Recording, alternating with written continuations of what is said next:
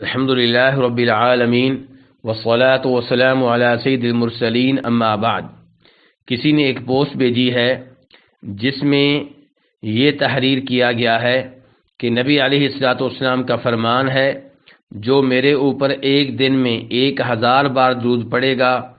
وہ اس وقت تک فوت نہیں ہوگا جب تک کہ اسے جنت کی خوشخبری نہ مل جائے۔ اور اس کے بعد یہ بھی لکھا ہے کہ آپ نے یہ بھی کہا تھا کہ جو اس حدیث کو نشر کرے گا تو یقیناً اس نے مجھ سے محبت کا اظہار کیا، اور جو اس حدیث کو چھپائے گا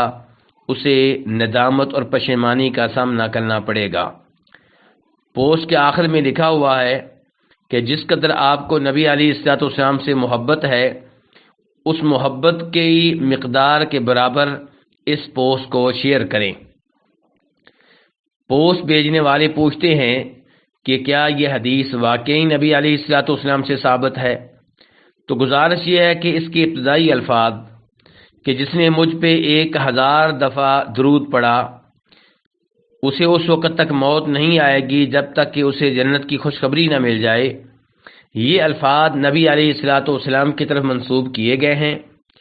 اور انہیں امام ابو الشیخ الاصبہانی نے روایت کیا ہے، اور امام سخاوی اور امام ابن حجر حافظ ابن حجر ان دو بڑے اماموں نے اس حدیث کے اوپر منکر کا حکم لگایا ہے۔ تو یہ حدیث اور یہ الفاظ نبی علیہ الصلوۃ والسلام سے ثابت نہیں ہیں اور آپ کی طرف منسوب کر دیے گئے ہیں، لیکن جو اس کے بعد الفاظ ہیں کہ جو اس حدیث کو نشر کرے گا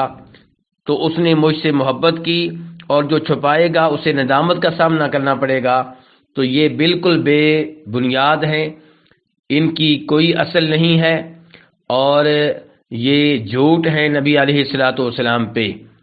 تو ایسی پوسٹ کو شیئر کرنے سے اجتناب کرنا چاہیے،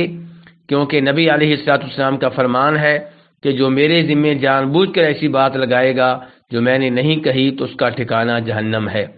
اللہ رب العزت ہمیں